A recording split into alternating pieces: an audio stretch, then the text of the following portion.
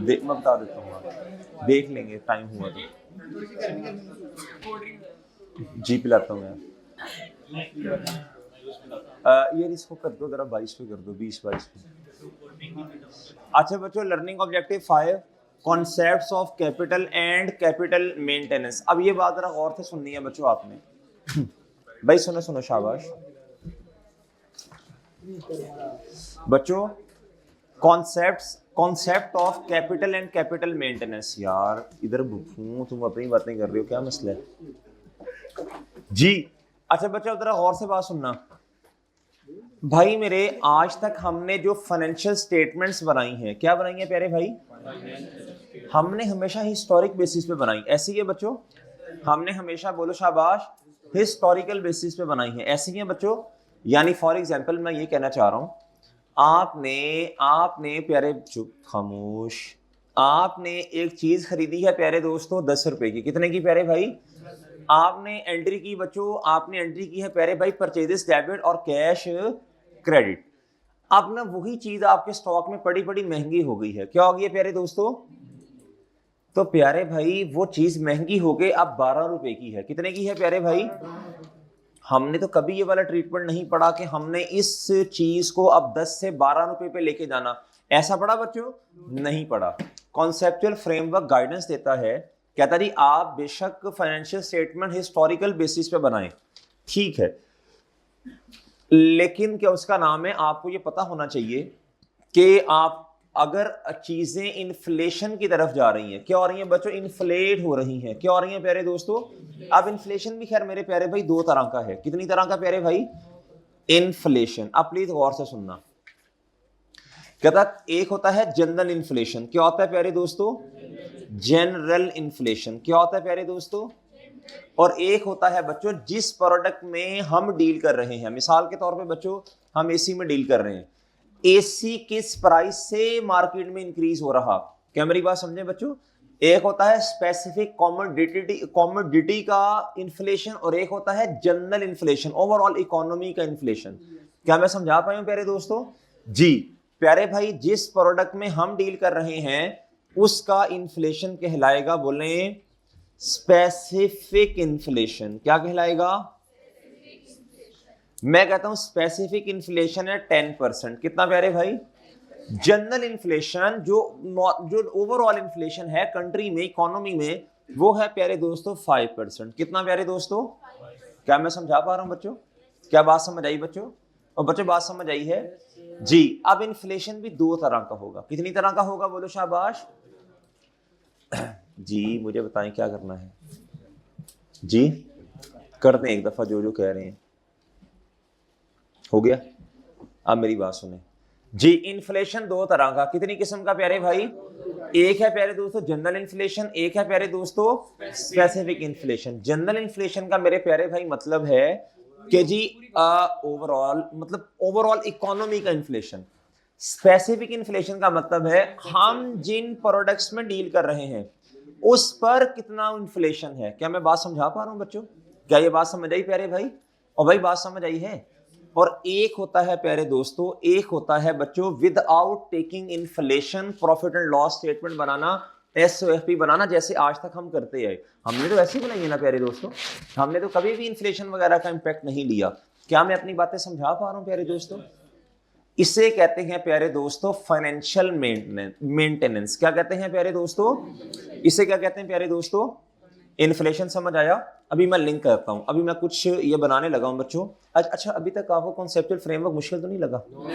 अभी तक कोई मसला तो नहीं है इसमें? अगर ये पेपर में आ गया तो इंशाल्लाह हमारे मैक्सिमम नंबर आ जाएंगे ना, इंशाल्लाह जी। आप इधर आए। अच्छा इसमें ना ये हर दफा हम, मेरी यही तरतीब होती है कि एक क्लास रखी जाए और 3-3.5 घंटे इफेक्टिवली हमें इस पे लगते हैं। लेक्चर का ड्यूरेशन है, वो बच्चे को सुकून से बात समझ आ जाती है, क्योंकि टॉपिक तो इतने ज़्यादा है नहीं इसके अंदर, छोटा सा टॉपिक है। वो 2-3 हिस्सों में जब डिवाइड होता है ना तो कॉन्सेप्ट फिर उस तरह मेरे भाई पूरे तरह से बन नहीं पाते। बच्चे को एक ही रिदम में बातें सारी समझ आ जाती हैं, हम सारे क्वेश्चन बैंक के क्वेश्चन भी कर लेते हैं। इसके अलावा क्या उसका नाम है जी, कोई और प्रैक्टिस वाला क्वेश्चन वो भी हो गया, पास पेपर्स भी हो गए। डन प्यारे भाई जी। अब मेरी बात सुनना बच्चों, अब हम क्या पढ़ने लगे हैं बच्चों? Financial maintenance. क्या पढ़ने लगे प्यारे दोस्तों जी, इधर आए जी। आप इसे कह लें जी कैपिटल मेंटेनेंस। क्या कह लें प्यारे दोस्तों? Capital maintenance. अच्छा, लफ्जों पे गौर करें। कैपिटल मेंटेनेंस का मतलब है जी कैपिटल को मेंटेन करना। किसको मेंटेन करना प्यारे दोस्तों? अच्छा, इसमें जो हमने अजम्पशन लेनी है ना, अभी हम इंशाल्लाह न्यूमेरिकल क्वेश्चन भी करेंगे। हम कहेंगे हम एक ही या दो प्रोडक्ट्स में डील कर रहे हैं, जिसके बारे में गुफ्तगू क्वेश्चन में की गई, वरना नॉर्मली बच्चों बिजनेस तो बहुत सारी चीजों में डील कर रहा होगा ना। हम कहेंगे कैश डेबिट शुरू में जो ऑनर पैसे लेके आया, और कैपिटल उसका क्या हो गया प्यारे दोस्तों? क्रेडिट। अब बच्चों इस कैपिटल पर क्या इंपैक्ट आएगा और प्रॉफिट एंड लॉस पर क्या इंपैक्ट आएगा इन्फ्लेशन की वजह से, वो हमने पढ़ना है प्यारे भाई। कैपिटल मेंटेनेंस में मेरे प्यारे भाई दो चीजें, एक को कहते हैं मेरे मासूम दोस्तों फाइनेंशियल मेंटेनेंस। क्या कहते हैं प्यारे भाई? Financial maintenance. क्या कहते हैं प्यारे भाई? और दूसरे को कहते हैं कैपिटल, दूसरे को कहते हैं फिजिकल मेंटेनेंस। क्या कहते हैं बच्चों? ओके बच्चों, फिजिकल कैपिटल मेंटेनेंस, और ये क्या है जी? Financial maintenance. डन मेरे प्यारे भाई? डन है बच्चों? अच्छा, इसमें आगे दो बातें होंगी बच्चों, इसमें मेरे प्यारे भाई आगे दो बातें होंगी जी। इसी तरह नोट्स बनाने हैं, अगर आप घर जाके पढ़ेंगे आपका इंशाल्लाह पूरा कॉन्सेप्चुअल फ्रेमवर्क एक दो सफे पे समरी टाइप आ जाएगा, और आप 1 घंटे में इंशाल्लाह उम्मीद है रिवाइज भी 1.5 घंटे में कर लेंगे जी। फाइनेंशियल मेंटेनेंस में मेरे प्यारे भाई दो बातें आती हैं प्यारे भाई। एक है जी मनी, एक है प्यारे दोस्तों, एक है प्यारे दोस्तों मनी टर्म्स। क्या प्यारे दोस्तों? मैं समझाता हूं, परेशान नहीं होना। मनी टर्म्स, और दूसरा है प्यारे दोस्तों रियल टर्म्स, और दूसरा क्या है प्यारे दोस्तों? Real terms. ठीक है बच्चों, एक है प्यारे दोस्तों क्या? मनी टर्म्स, और दूसरा क्या है प्यारे दोस्तों? Real terms. आप प्लीज बात गौर से सुनिएगा भाई। जो मनी टर्म्स है इसका मतलब है नो इम्पैक्ट ऑफ, बोलो शाबाश, इन्फ्लेशन इज टेकन। ओके बच्चों, no impact of inflation is taken, यानी नॉर्मल तरीके से जैसे पहले चलते आ रहे थे अब भी वैसे ही चलना है। डन? और डन है बच्चों? डन बच्चों? बच्चों ठीक है? लो बच्चों, ये मेरे प्यारे भाई हो गया जी मनी टर्म्स। क्या हो गया प्यारे दोस्तों? अच्छा जी, अगली बात, इसे करंट टर्म्स भी कहते हैं। इसे प्यारे दोस्तों बोलो, इसे क्या उसका नाम है जी? इसे क्या उसका नाम है? Current terms. इसे क्या उसका नाम है? हिस्टोरिकल। इस तरह की बातें भी करते हैं। आगे हैं प्यारे दोस्तों, आगे हैं प्यारे दोस्तों रियल टर्म्स। क्या प्यारे दोस्तों? अच्छा, अभी करंट वाली बातें भूल जाओ ना, अभी सिंपल बात। No impact of inflation is taken. इधर आ जाओ बच्चों, इम्पैक्ट ऑफ इन्फ्लेशन, यानी सॉरी एक मिनट, जनरल इन्फ्लेशन, ये परसेंटेज में होगी ना इन्फ्लेशन की percentage. General inflation is taken into an account, यानी आपने जो एडजस्टमेंट करनी है बच्चों वो किसकी करनी है? बोलो शाबाश, जनरल इन्फ्लेशन की। किसकी मेरे प्यारे भाई? आपने जो प्यारे भाई आपने जो एडजस्टमेंट करनी है मेरे प्यारे भाई वो किस चीज की करनी है? बोलो शाबाश, जनरल इन्फ्लेशन की। किसकी करनी प्यारे भाई? अच्छा, अब मेरी बात गौर से सुननी है, अब मेरे प्यारे भाई बात गौर से सुननी है जी। अब प्लीज गौर से बात सुनना। अब इसकी आपने एंट्री क्या करनी है? प्लीज गौर से सुनना बच्चों, प्लीज गौर से सुनना बच्चों। आज ही इस इन्फ्लेशन का इंपैक्ट बुक्स में ले लें, आज ही प्यारे भाई इस इन्फ्लेशन का इंपैक्ट मेरे प्यारे भाई बुक्स में ले लें। यानी आपको क्या करना पड़ेगा, जरा गौर से सुनना। एक आपने रिजर्व बनाना है, एक आपने क्या करना है जी? रिजर्व अकाउंट बनाना है। क्या बनाना है बच्चों? अच्छा, रिजर्व की नेचर होती है क्रेडिट। क्या होती है प्यारे दोस्तों? यानी बुरे वक्त से बचने के लिए, आपको याद होगा ना, आपको कभी लिखवाया था स्पेसिफिक रिजर्व, बुरे वक्त से बचने के लिए कोई रिजर्व बनाना है जी। प्यारे भाई आज कंफर्म नहीं है कि ये इंपैक्ट किताबों में आएगा, यानी 100% श्योर, लेकिन एक रिजर्व बना लें। क्या बना लें प्यारे दोस्तों? अब आप एंट्री करेंगे मेरे प्यारे भाई, प्रॉफिट एंड लॉस डेबिट। क्या डेबिट प्यारे दोस्तों? प्रॉफिट एंड लॉस डेबिट, यानी इन्फ्लेशन का इंपैक्ट, यानी प्रॉफिट एंड लॉस क्या हो जाएगा?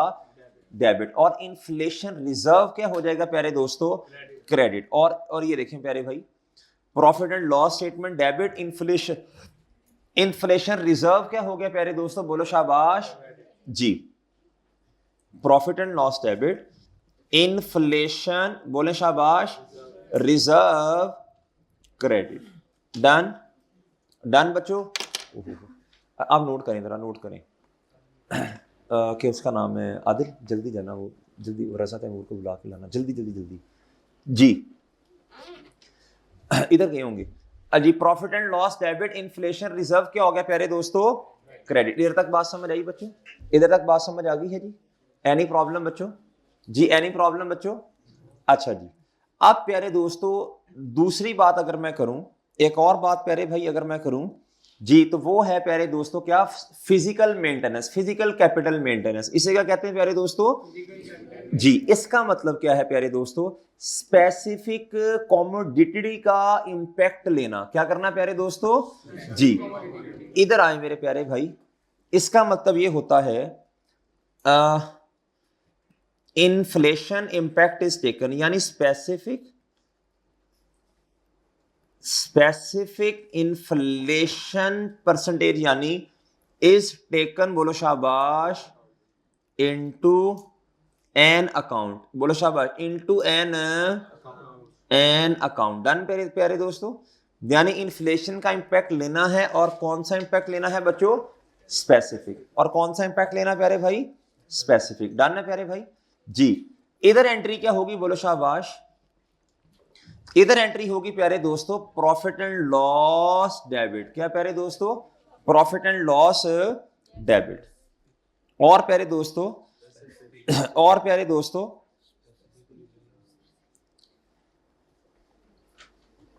और प्यारे दोस्तों इधर आपने स्पेसिफिक इन्फ्लेशन रिजर्व को क्या कर देना है, स्पेसिफिक इन्फ्लेशन रिजर्व को क्या कर देना है, स्पेसिफिक इन्फ्लेशन रिजर्व को क्या कर देना है प्यारे दोस्तों आपने। अच्छा, इसको एक और नाम भी देते हैं, इसको एक और नाम भी देते हैं, इसको एक और नाम भी देते हैं जी। आज सुनना, जरा गौर से सुनना बच्चों, स्पेसिफिक इन्फ्लेशन का मतलब क्या है, एक चीज आपने 10 रुपए की ली है, कितने की प्यारे भाई, भाई मार्केट में वो चीज अब मिल रही है 15 की, कितने की प्यारे दोस्तों, आप इस चीज को बढ़ाकर ले आए हैं 15 पर, कितने पे प्यारे दोस्तों, यानी इसका मतलब ये हुआ इस चीज को आप किसके बराबर ले आए हैं, अगर यही चीज मार्केट में आप लेने जाएं तो आपको मिलेगी कितने की, बोलो, इसे कहते हैं करंट रिप्लेसमेंट कॉस्ट। इसे क्या कहते हैं प्यारे दोस्तों, करंट कॉस्ट भी कह लें या करंट रिप्लेसमेंट कॉस्ट कह लें, जो आपका दिल करता है। करंट कॉस्ट वाला रिजर्व क्या हो जाएगा, बोलो शाबाश। बच्चों मैं समझा पा रहा हूं आपको, बच्चों आपको बात समझ आई है, बच्चों आपको बात समझ आई है, बच्चों बात समझ आई है आपको, बच्चों कोई प्रॉब्लम, अरे बच्चों ठीक है, इधर तक कोई मसला बच्चों, डन। चलो शाबाश, नोट कर लिया आपने, नोट कर लिया बच्चों जी। आप बच्चों प्लीज अगली बात सुनना गौर से, जो बातें मैं आपको बता रहा हूं समरी बना लें, यही बातें क्या उसका नाम है, थ्योरेटिकली टेस्ट हो सकती हैं एमसीक्यूज के अंदर। बच्चों इधर देखें जरा, मनी टर्म्स का मतलब है no inflation, no impact of inflation is taken into an account. Done प्यारे दोस्तों, जहां चीजें पड़ी हैं वही पड़ी रहने देनी है, डन। अच्छा आप प्यारे दोस्तों इधर ही रहो, इधर ही, ठीक है। अच्छा जी, आप प्यारे दोस्तों इधर इधर रियल टर्म्स। अब रियल टर्म्स का मतलब क्या है बच्चों, general inflation percentage is taken into an. अब मैं आपसे एक सवाल पूछने लगा हूं बच्चों, ये जो आपने रियल टर्म्स में अपनी चीजों को लेके आए हैं, ये क्यों लेके आए हैं बताएं।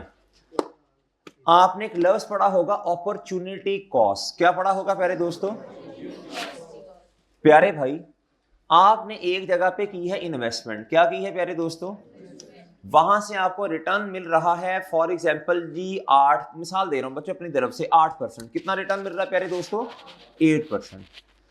प्यारे दोस्तों इन्फ्लेशन जो कंट्री का है, ओवरऑल इकोनॉमी का है प्यारे दोस्तों, वो बढ़ रहा है, क्या हो रहा है, बोलो शाबाश। अब जो आपको रिटर्न मिल रहा है, अब भाई सारी सी बात है, मिसाल दे रहा हूं मैं, जो सैलरीड बंदा होता है वो पता कैसे सोचता है, वो कहता जी मेरा जो इंक्रीमेंट है ना वो कम से कम इतना लगना चाहिए जितना अगले साल का इन्फ्लेशन का इंपैक्ट है। क्या है बच्चों? मिसाल के तौर पे एक बंदे की सैलरी है, मिसाल दे रहा हूं 1 लाख रुपया, कितनी प्यारे दोस्तों? इन्फ्लेशन का इंपैक्ट डालें ना, इन्फ्लेशन का इंपैक्ट डालें तो बच्चों वो मिसाल दे रहा हूं 1,15,000, कितना प्यारे दोस्तों? वो कहता है कम से कम बच्चों इन्फ्लेशन के बराबर तो मेरा इंक्रीमेंट हो ना। क्या मैं बात समझा पा रहा हूं बच्चों? क्या बात समझा पा रहा हूं बच्चों? जो इन्वेस्टर होता है ना वो ये चाहता है कम से कम मुझे रिटर्न में इजाफा या रिटर्न इतना तो मिलना चाहिए जितना जनरल इन्फ्लेशन की परसेंटेज है। क्या मैं समझा पा रहा हूं बच्चों? क्या मैं समझा पा रहा हूं प्यारे भाई? क्या मैं समझा पा रहा हूं प्यारे भाई? अगली बात सुनना, यानी इसका मतलब ये हुआ ये वाली एंट्री आप किसके लिए करते हैं? बोलो शाबाश, इन्वेस्टर के लिए। किसके लिए प्यारे दोस्तों? ये अगर पेपर में क्वेश्चन आ जाए रियल टर्म्स के मुताबिक जो आप इनकॉर्पोरेशन कर रहे हैं प्रॉफिट एंड लॉस में, बताएं ये यूजफुलनेस है किसके लिए? एम्प्लॉयज के लिए, मैनेजमेंट के लिए, इन्वेस्टर के लिए, बताएं। यूजफुल फॉर, बोलो ना, useful for investors prospective. Done प्यारे दोस्तों? ओए हाँ ना ते करो। Useful for investors prospective. Done मेरे प्यारे भाई? डन प्यारे भाई? और डन है प्यारे भाई? एयर दा कोई मसला? अच्छा जी, ये जो स्पेसिफिक इन्फ्लेशन है प्यारे दोस्तों ये किन के लिए यूजफुल है? बोलो शाबाश। ये यूजफुल है मैनेजमेंट के लिए। कोई बंदा सोच के बताए मैनेजमेंट के लिए क्यों यूजफुल है, बताएं। सोच के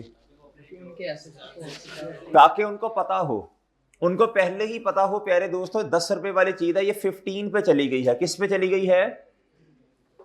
अगर वो अपने अकाउंट्स बना रहे हों तो इस चीज का उन्हें पहले ही, बोलो शाबाश, अंदाजा हो, इस इन्फ्लेशन को वो माइंड में रखें और फिर अपनी सेल प्राइस डिसाइड कर रहे हैं। क्या मैं आपको बात समझा पा रहा हूं या नहीं समझा पा रहा?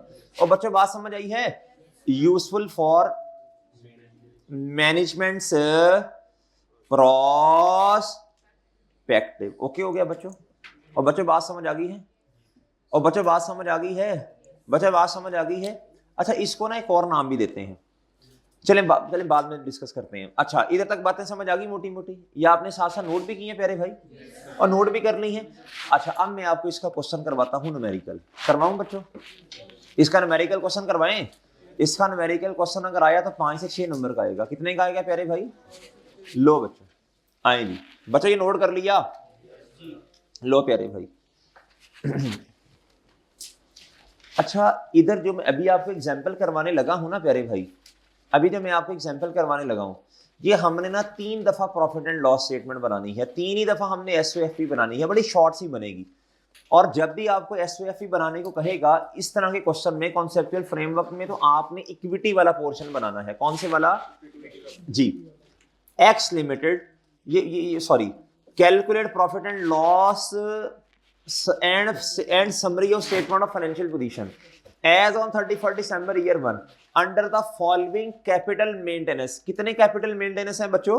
कैपिटल को 3 तरह से मेंटेन किया जा सकता है, बताएं बच्चों, बोलो शाबाश। Financial capital maintenance, money terms, क्या था जी? Financial capital maintenance, real terms, और एक को क्या बोलते हैं? फिजिकल मेंटेनेंस या फिजिकल कैपिटल मेंटेनेंस। डन प्यारे भाई? 3 दफा आपने प्रॉफिट एंड लॉस स्टेटमेंट बनानी है, 3 ही दफा आपने एसओएफपी। एसओएफपी का सॉल्यूशन ये मत देखिएगा, मैं खुद करवा रहा हूं आपको जी। क्या था? X limited commences business on 1st and year 1 with a single item of inventory, जिसकी कॉस्ट कितनी प्यारे दोस्तों? एंट्री बताएं बच्चों। ये पैसे कौन लेके आया होगा, बताएं? शुरू में कैपिटल कितना इन्वेस्ट किया होगा ओनर ने? कैश, डेबिट और कैपिटल क्रेडिट। डन? डन है बच्चों? डन है प्यारे भाई? और डन है बच्चों? डन है मेरे प्यारे भाई? अच्छा, अब प्लीज बात गौर से सुनना, तरतीब से चलना। इसी पैसे से उसने क्या लिया होगा बच्चों? चीजें खरीदी होंगी ना जी। परचेजेस डेबिट, या जब बेचा तो कॉस्ट ऑफ सेल लिख दें डायरेक्टली, परचेजेस ने कॉस्ट ऑफ सेल में जाना ना। जब चीज को बेचा तो कॉस्ट ऑफ सेल डेबिट 10,000 से, और प्यारे दोस्तों कैश, बोलो क्रेडिट। बच्चों ऐसे ही हुआ ना? ऐसे ही हुआ ना मेरे प्यारे भाई जी। अब हम किसको मेंटेन करने लगे हैं? बोलो कैपिटल को। प्लीज मेरी बात गौर से सुनना। एंटिटी का नाम बताएं प्यारे भाई? एक्स लिमिटेड, बस एक्स लिमिटेड। प्यारे भाई अब आप बनाने लगे हैं प्रॉफिट एंड लॉस के, भाई बताना एक्स, हाँ एक्स एक्स लिखो ना, हम समरी नहीं लिखते, एक्स एक्स लिखते हैं जी। फॉर द ईयर एंडेड है बच्चों कुछ? फॉर द ईयर एंडेड ये लो बस, ठीक है मेरे प्यारे भाई। आप प्लीज इधर देखना बच्चों, अब आपने 3 दफा ये काम करना है। कितनी दफा जी? इधर देखना बच्चों, सबसे पहले फाइनेंशियल मेंटेनेंस किसके मुताबिक बोलो? शाबाश, मनी टर्म्स। क्या प्यारे दोस्तों, इसमें इन्फ्लेशन का कोई इंपैक्ट होता है प्यारे भाई? नहीं होता बच्चों, गुड, शाबाश, वेल डन। अगर हम मेरे साथ ही ये क्वेश्चन कर लेंगे ना, एक क्वेश्चन और भी करना है जो पास पेपर में आया बच्चों, तो इंशाल्लाह आपका न्यूमेरिकल पक्का हो जाएगा। ठीक है मेरे प्यारे भाई, फिर एमसीक्यूज भी हमने करने हैं इंशाल्लाह जी। आगे फाइनेंशियल मसला है जी, देख लो भाई को कहता हूँ जगह दे देते हैं, ज्यादा मसला है तो कह रही। अच्छा जी, होता है कभी कभी बच्चे बंदा ना जी। फाइनेंशियल मेंटेनेंस नहीं, इसी तरह करना है आपने। पेपर में तो खैर इतना लेंथी क्वेश्चन तो नहीं आएगा ना, पेपर में तो खैर मेरे प्यारे भाई कोई एक चीज बनाने को कहेगा या मैक्सिमम 2 चीजें बनाने को कहेगा ना। अभी पास पेपर का क्वेश्चन भी करते हैं, आप ये कर लेंगे तो वो फिर आपको हासियां खेडियां लगेंगी यार जी। फाइनेंशियल मेंटेनेंस प्यारे दोस्तों, रियल टर्म्स। क्या लो प्यारे भाई, भाई प्रैक्टिस मुश्किल करेंगे तो फिर चीजें आसान लगेंगी ना फाइनल एग्जाम में जाके। क्या ख्याल है बच्चों जी? और प्यारे दोस्तों फिजिकल कैपिटल ना लिखे, हमेशा फिजिकल मेंटेनेंस लिख लें बस, ठीक है प्यारे दोस्तों। लो प्यारे भाई, अच्छा मैं आपकी आसानी के लिए ना अभी इधर एक चीज लिखने लगा हूं बच्चों, इधर लिखे जनरल इन्फ्लेशन। क्या लिखे प्यारे दोस्तों? अपनी आसानी के लिए, अपनी आसानी के लिए बच्चों इधर। भाई बच्चों बात समझ आई है? बच्चों बात समझ आई है जी? ओहो, लो बच्चों, लो, नहीं बस 3 जी। लो प्यारे भाई, ये प्रॉफिट एंड लॉस स्टेटमेंट हम इस तरह। अच्छा मुझे सबसे पहले बताएं प्यारे भाई, सबसे पहले प्यारे भाई बताएं, सबसे पहले प्यारे भाई बताएं कैश डेबिट कैपिटल। इधर आप लिखेंगे एक्स लिमिटेड, एक्स लिमिटेड है ना, स्टेटमेंट ऑफ, इधर भी 3 दफा ऐसे ही करेंगे, statement of financial position as on. ओए बच्चों ठीक है? ओए बच्चों बोलो तो सही जी।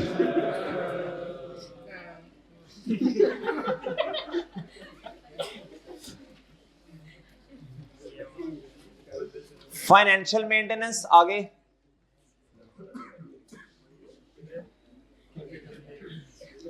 मनी टर्म्स, हाँ जी आगे बच्चों,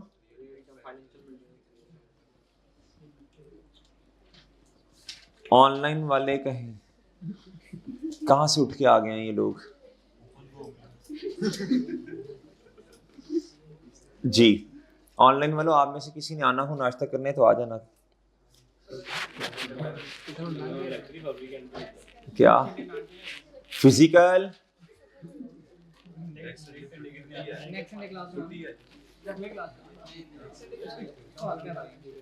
जी, ठीक है इंशाल्लाह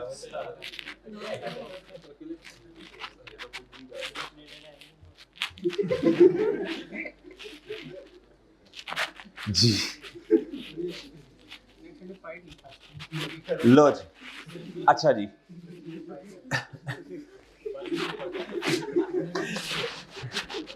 लो प्यारे भाई इधर देखें, इधर प्यारे भाई इधर देखें इधर।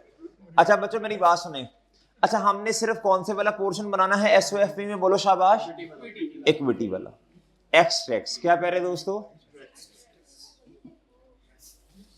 अच्छा बच्चों मेरी बात सुनना,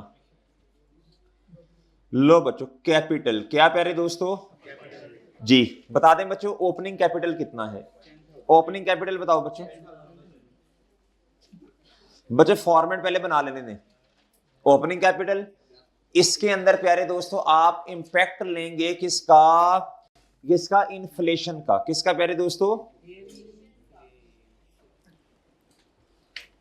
इन्फ्लेशन का इंपैक्ट, किसका प्यारे दोस्तों इन्फ्लेशन का इंपैक्ट, ठीक है प्यारे दोस्तों वो वाला, यानी इन्फ्लेशनरी रिजर्व जो आपने बनाया ना। अच्छा जी, फिर आप इसमें क्या ऐड करेंगे प्रॉफिट, आपके पास क्या आ जाएगा क्लोजिंग कैपिटल और आ जाएगा बच्चों जी। शुरू में कैपिटल बता दें बच्चों, इधर भी 10,000, इधर भी प्यारे दोस्तों कितना 10,000। और बच्चों चुप हो जाओ, चुप हो जाओ, खामोश हो जाओ, खामोश जी। बच्चों इधर तक बात समझ आई है भाई, इधर तक बात समझ आ गई है। अच्छा अगर आपने एसेट भी बनाने हैं तो बच्चों फिर कैश में भी छोड़े, कैश आ रहा है जा रहा है, कैश हम वैसे एक सेक्शन में लिखते हैं, बताया हुआ ना बच्चों जी। सब बच्चे इधर तक आ गए बच्चों, सब बच्चे आ गए बच्चों जी। चलें आप फिर बातें कम करेंगे तो फिर इधर तक आएंगे ना जी। हाँ जी चलें नहीं इधर आ जाए, शाबाश जी। आ गए जी सब इधर जी बच्चों। नहीं नहीं आए तो मेरे पास आ जाओ ना, इधर फिर आ जाओ मेरा चांद, मैं बताता हूं कहां कहां से कौन कौन सी अमाउंट उठानी है जी।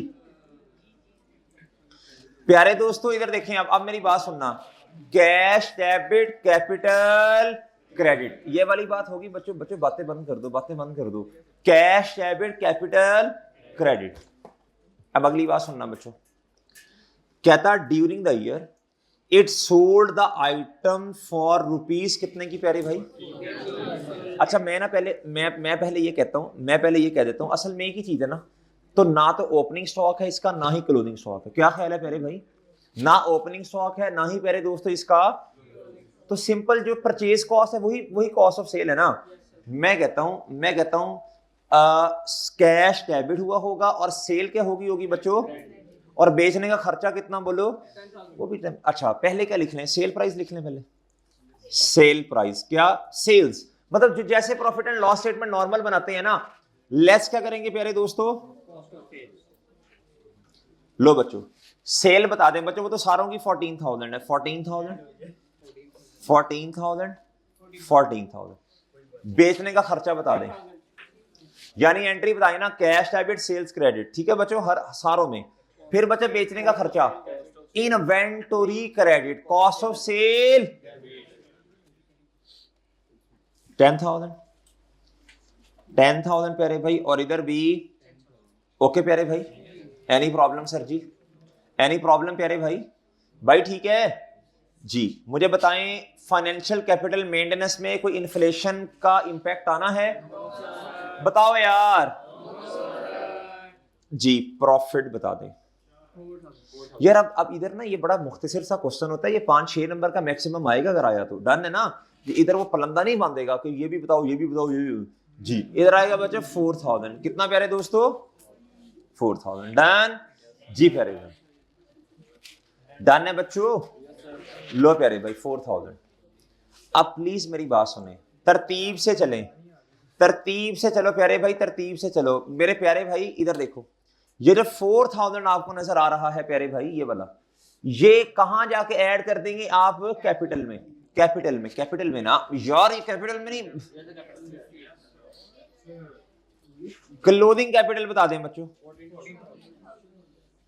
और यार इसको तो खत्म कर दो ना, डन, यानी एक खत्म हो गया ना आपकी ये पिक्चर भी क्लियर होगी यार, ये क्या हो रहा है, डन जी प्यारे भाई, डन डन प्यारे भाई, डन है बच्चों जी। ठीक है, नींद नहीं पूरी हुई, ना ख्वाब पूरे हो रहे हैं ना नींद पूरी हो रही है जी। अच्छा कर लो यार, कर लो कर लो कर लो कर लो और कर लो, एक आधा मिनट और कर लो जी। अच्छा जी प्यारे दोस्तों इधर देखो, इधर देखो, इधर इधर देखो, इधर लो प्यारे भाई इधर देखें अब मेरे प्यारे भाई आगे आए, कहता during the year inflation was कितना और स्पेसिफिक कितना बच्चों? डन है जी, डन है बच्चों। अब प्लीज मेरी बात गौर से सुनना। अब प्यारे दोस्तों एक क्वेश्चन आपके माइंड में आएगा कि जनरल इन्फ्लेशन है तो प्यारे भाई इधर 5% लगेगा, कितना प्यारे दोस्तों? इधर 10% लगेगा, किस पे लगेगा? किस पे? कैपिटल पे। किसको मेंटेन कर रहे हो भाई? कैपिटल को। अगर किसी बच्चे को ये कॉन्सेप्ट याद ना रहे कि कैपिटल मेंटेनेंस की बात कर रहे हैं, जी कैपिटल पे लगेगा। अगर किसी बच्चे को ये बात याद ना रहे तो चेंजेस इन इक्विटी में शेयर कैपिटल पे परसेंटेज लगाते थे ना, बस ठीक है। डन मेरे प्यारे भाई? और डन है प्यारे भाई, ये परसेंटेज अप्लाई होगी किस पे प्यारे भाई? ओके बच्चों, हाँ जी, ओपनिंग कैपिटल पे। छोटा सा नोट लिख लें, percentage of general inflation as well as, percentage of general inflation as well as, Danish लिखो, percentage of general inflation as well as specific inflation is levied on percentage of general inflation as well as specific inflation is always levied on, यार general inflation की percentage और specific की दोनों capital पे लगनी है, opening balance पे। Done प्यारे दोस्तों जी। क्या था जी? Percentage of general inflation as well as specific inflation is always applied on, लेवर्ड को छोड़ दो बच्चों, लेवर्ड छोड़ दें, is always applied on opening capital, is always applied on जी। चले नहीं वो देख रहे हो तुम, क्या कह रहे हैं तुम्हें जी? वो कह रहे हैं सर जी इतनी बिस्ती से मैं मुझे क्या बनना, बिस्ती प्रूफ बेशरम हूं। लो प्यारे भाई, अच्छा मेरी बात सुनना बच्चों, मेरी बात सुनना, मुझे बताएं कैपिटल कितना है? बोलो शाबाश। अब आपने इधर इंपैक्ट लेना है इन्फ्लेशन का, किसका प्यारे दोस्तों? और मुझे बताएं इन्फ्लेशन का जब इंपैक्ट लेंगे तो एंट्री क्या होगी? प्रॉफिट एंड लॉस कम ना, डेबिट और इन्फ्लेशनरी रिजर्व, शाबाश जी। ये एहतियाती तदाबीर हैं, क्या है प्यारे दोस्तों? 10,000 बच्चों, कैपिटल 10,000 है। आज इत्तेफाकन ऐसा हुआ कि कैपिटल भी उसी अमाउंट का है जितना कॉस्ट ऑफ सेल है, इत्तेफाकन ऐसा हुआ। 10,000 मल्टीप्लाई बाय अमाउंट बताएं, 500, कितनी प्यारे दोस्तों जी? अब मेरी बात सुने, इधर बच्चों कितना आया? 30। ओके बच्चों, अब प्लीज गौर से बात सुनना बच्चों, प्लीज गौर से बात सुनना बच्चों। ये 500 किधर चला जाएगा? ये इधर डेबिट हो रहा है और ये किधर जाके क्रेडिट होगा? एज इट इज नीचे जाके क्या हो जाएगा बच्चों? ये इन्फ्लेशनरी इन रिजर्व में जाके 500 से क्या होगा? ऐड होगा। डन, यही एंट्री की है ना, देख लो, रिजर्व क्रेडिट। और प्रॉफिट में इधर कितना आ जाएगा? 3500। कितना प्यारे दोस्तों? इधर कितना आएगा? 14,000 ही आएगा। लेकिन अब आपने 4,000 को दो हिस्सों में तोड़ लिया। कितने हिस्सों में तोड़ा? आपने कहा ये है प्रॉफिट, बगैर बच्चों ये है प्रॉफिट, ये है प्रॉफिट, और ये क्या है बच्चों? 500 क्या? रिजर्व का इंपैक्ट। किसका बच्चों? सॉरी, इन्फ्लेशनरी रिजर्व का इंपैक्ट। किसका इंपैक्ट प्यारे दोस्तों? डन, डन बच्चों, एनी प्रॉब्लम प्यारे भाई?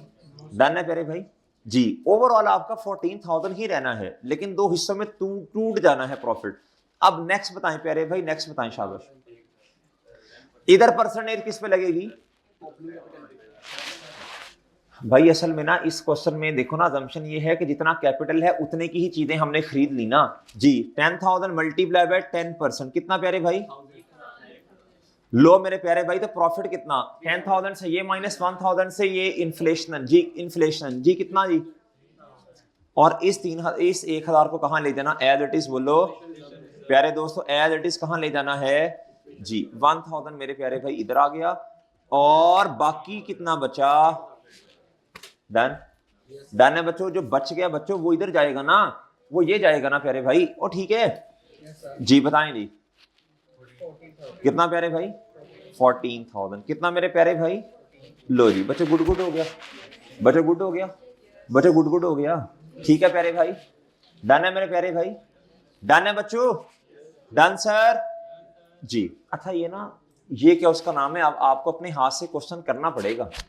कर लेंगे इंशाल्लाह आप बच्चों, कर लोगे बच्चों, कर लोगे इंशाल्लाह, डन है प्यारे भाई जी। अच्छा अब नेक्स्ट देखें बच्चों जी, इसमें कोई मसला तो नहीं, इसमें कोई मसला तो नहीं प्यारे भाई। अच्छा जी, ये मैं इसको कटवाने लगा हूं, डन है ना जी प्यारे भाई। इधर आए जी, एक लफ्ज जो हाईलाइट करना है वो कर लें जरा, एक लफ्ज हाईलाइट करना है प्यारे भाई आपने। क्या था, ये जो फिजिकल कैपिटल मेंटेनेंस है ना, इसको एक और नाम देते हैं, बताएं कौन सा, करंट रिप्लेसमेंट कॉस्ट। ओके बच्चों, ये हाईलाइट कर लें बस, डन, डन है बच्चों जी। इधर से पढ़ने की जरूरत नहीं है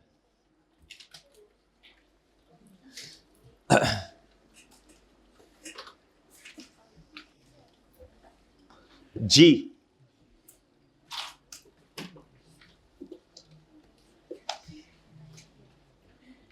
चलिए अब इस तरह करें, अब आप इस तरह करें प्यारे भाई, पास्ट पेपर्स पे आइएगा जरा, पास्ट पेपर्स पे आइएगा बच्चों, पास्ट पेपर्स पे आइएगा बच्चों। क्या था, what is the most commonly adopted basis of measurement. बच्चों मुझे बताएं most commonly adopted basis of measurement क्या है। हमने तो हाँ जी एसिड को, अच्छा इन चार में से नहीं बतानी वैसे ही। अच्छा कहता give two example where two different, आप समझ आएगा। कहता जी give two example where two different basis of measurement are used in combination to measure acid, और बताएं जी। वो कहना चाह रहे हैं, क्वेश्चन समझ ले। कहता give two example where two different basis of measurement, IS 16 cost model, revaluation model, fair value model, cost model, IS 40। बच्चों IS 2 के अंदर दो मॉडल्स हैं ना, एक है प्यारे दोस्तों FIFO, एक है EBSCO, डन। ये इस तरह का क्वेश्चन बहुत पुराना क्वेश्चन है, आया था बच्चों, अब आएगा तो क्लियरली आपको बताएगा। बच्चों बस simple different basis of measurement का मतलब है बच्चों, आपको याद है जब सब नोट बनाते हैं, जब नोट बनाते हैं, सब नोट बनाते हैं, आप कहते हैं, आप लिखते हैं मेजरमेंट बेसिस, क्या लिखते हैं प्यारे दोस्तों, उसमें आप कॉस्ट मॉडल या रिवैल्यू, ये उसकी तरफ बात कर रहे हैं, डन जी। छोड़ें इसको, ये कोई इतना अहम नहीं है। क्वेश्चन नंबर 2 पे आए, identify the basis of a measurement in which of the above cases. Value the motor vehicle, अब आपने नाम बताने जो हम पढ़ के आए हैं 3-4। अच्छा इसमें ना एक नया नाम आएगा रियलाइजेबल वैल्यू का, किसका बच्चों, रियलाइजेबल वैल्यू का मतलब समझाएं। IS 8 में भी समझाया था, NRV की कैलकुलेशन में पोस्ट वालों को मेरा ख्याल है रिसेंटली समझाया हुआ, ये बताएं, हाँ जी कल समझाया रियलाइजेबल वैल्यू। आज एसेट, एक्चुअल वैल्यू नहीं, एसेट को अभी अगर आप चीज को अभी बेचेंगे तो कितनी अमाउंट रियलाइज हो जाएगी, ये मार्केट वैल्यू नहीं होती भाई। हो सकता है जिस दुकानदार से, जिस शॉपकीपर से, जिस बच्चों सेलर से आप चीज ले रहे हो, उसके साथ आपकी अच्छी हेलो हाय हो, आपका दोस्त हो, बड़ी हो आपका भाई, 100 रुपए वाली चीज वो आपको 95 पे दे दे, डन है प्यारे दोस्तों, डन है ना। हालांकि उसकी मार्केट प्राइस क्या है प्यारे दोस्तों, 100। कितनी प्यारे दोस्तों, हो सकता है आपका दोस्त हो और आपको ही 105 पे चीज दे वो, चूंकि आपको पता नहीं है ना, आपको पता नहीं है ये चीज कितने की है, हाँ जी आपने उस पर रिलाई किया, क्या किया, और उस बंदे को पता है, इसने किसी और से जाकर पूछना नहीं, उसने 105 रुपए ले लिए मेरे प्यारे भाई, दोस्त ना रहा जी। प्यारे भाई इधर देखो, इधर कहता वैल्यू, अच्छा उससे कहते हैं रियलाइजेबल वैल्यू, क्या कहते हैं मेरे दोस्तों। अब ये सारे पढ़ें और एक एक करके जवाब दें। मैं पहले पॉइंट नंबर 4 पढ़ रहा हूं, value the motor vehicle 800,000, at means नहीं एट विच, ये वो स्पेल मिस्टेक है ना। Motor vehicle dealer is willing to, बोलो शाबाश। क्या था, मोटर व्हीकल का ये जो डीलर है ना, ये चीजें खरीदने को इतने पे तैयार है, बताएं क्या है, ये फेयर वैल्यू है। वो जो डीलर होगा बच्चों, मार्केट के अंदर ही बैठा होगा ना, ये फेयर वैल्यू है। क्या है प्यारे दोस्तों, और भाई ठीक है, वैल्यू द मोटर व्हीकल इतना based on the cost of a similar motor vehicle if purchased, यानी आज अगर ये चीज लें तो इतने की मिल जाएगी। करंट रिप्लेसमेंट कॉस्ट या करंट कॉस्ट कह लें आप इसे। डन प्यारे भाई। Value the motor vehicle 123500 based on cost when purchase 2 साल पहले। आपको बताया था ना रिफ्लेक्ट हिस्टोरिकल इन्फो, याद है बच्चों आपको? हिस्टोरिकल में तारीखी, वो पास्ट वाली। डन, ये हिस्टोरिकल है बच्चों। वैल्यू द मोटर व्हीकल इतने की based on a sale price of a similar motor vehicle if, इसे रियलाइजेबल वैल्यू कहते हैं। क्या कहते हैं प्यारे दोस्तों? यानी इसका ताल्लुक उन 4 के साथ नहीं है जो भी पढ़ के आए, ये उसने चकमा दिया ही के अपने भाई, इसे कहते हैं रियलाइजेबल वैल्यू। आज अगर टुडे अगर इस चीज को बेचते हैं प्यारे दोस्तों, और तो भाई कितने की बिक जाएगी? बोलो शाबाश। और इसने मार्केट का कहीं तस्करा नहीं किया कि मार्केट में इतने की बिकेगी, वो तो फिर फेयर वैल्यू होगी ना प्यारे भाई। ये है रियलाइजेबल वैल्यू। क्या है प्यारे दोस्तों? बच्चों बात समझ आ गई है जी? बच्चों बहुत मुश्किल बात पूछ ली उसने हमसे।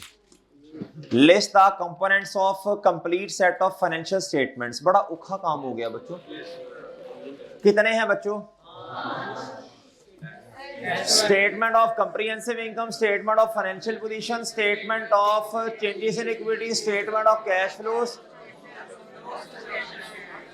और ये जो 4 स्टेटमेंट्स जिनके आपने नाम लिए हैं, इनसे रिलेटेड बच्चों जो बातें हैं एक्सप्लेन जहां करनी है उन्हें कहते हैं notes to the financial statement. Done. अच्छा एक दफा पढ़ के जाना ये बातें, मेरा नहीं ख्याल अभी ये पूछेगा मतलब अच्छा ठीक है, अच्छा तो हाँ ठीक है, लेकिन पढ़ जाना एक दफा। Describe, briefly describe the measurement basis that may be used to measure the value of assets। 4 है। Historical cost, fair value, historical cost, current cost, current replacement, value in use, यार फुलफिलमेंट वैल्यू लायबिलिटी के लिए है, value in use. और क्या प्यारे दोस्तों? अच्छा बच्चों पहले आपने, अच्छा मेरी बात सुने, कहता ब्रीफली डिस्क्राइब। क्या प्यारे दोस्तों? अब डिस्क्राइब का मतलब है मतलब बयान करना। सही है प्यारे दोस्तों? आपने लॉ में टर्मिनोलॉजी सीखी होगी ना। आइडेंटिफाई का मतलब क्या होता है बच्चों? आइडेंटिफाई का मतलब क्या होता है? डिस्क्राइब का मतलब क्या होता है? ब्रीफली डिस्क्राइब का मतलब क्या होता है? एवेल्युएट का मतलब क्या होता है? क्या मेरी बात समझे प्यारे भाई? जी थ्योरेटिकल बातें आपने सीखी होंगी प्यारे भाई। अच्छा आप मेरी बात सुन लें, अगर आप ये वाली बातें ना, अब सर इसमें से याद क्या करना है प्यारे भाई? अगर आप ये वाली बातें लिख देंगे ना तो इंशाल्लाह नंबर पूरे मिल जाएंगे। अगर आप प्यारे भाई ये वाली बातें कहाँ गई, ये वाली, इनको क्रैम करना पड़, मैंने बहुत काम चीजें क्रैम करने को कही होंगी बच्चों। एंट्री वैल्यूज और ट्रांजैक्शन कॉस्ट का ट्रीटमेंट तो आपको पहले पता है ना, ये थोड़ा थोड़ा याद करना पड़ेगा। डन, कर लोगे इंशाल्लाह बच्चों? इसमें से कॉन्सेप्ट तो बनाए हैं ना। अब आपको याद करना, 2-3 दफा पढ़ेंगे ऑटोमेटिकली याद हो जाएंगे। डन प्यारे दोस्तों? ये पेपर में बता रहा हूं 5 से 6 नंबर का क्वेश्चन आ सकता है, हाँ जी आ सकता है बच्चों। थ्योरेटिकल क्वेश्चन 5 से 6 नंबर का ये आ सकता है। डन है प्यारे भाई? जी मेरे भाई। यार किसी भी एसेट का नहीं पूछा उसने, कॉन्सेप्चुअल फ्रेमवर्क के बारे में बात की है। जब ये क्वेश्चन आया होगा तो उसने आपको ये क्वेश्चन देके पता चल जाएगा किसके बारे में पूछ रहा है। ये उसने फ्रेमवर्क के बारे में पूछा है। किसके बारे में पूछा जी?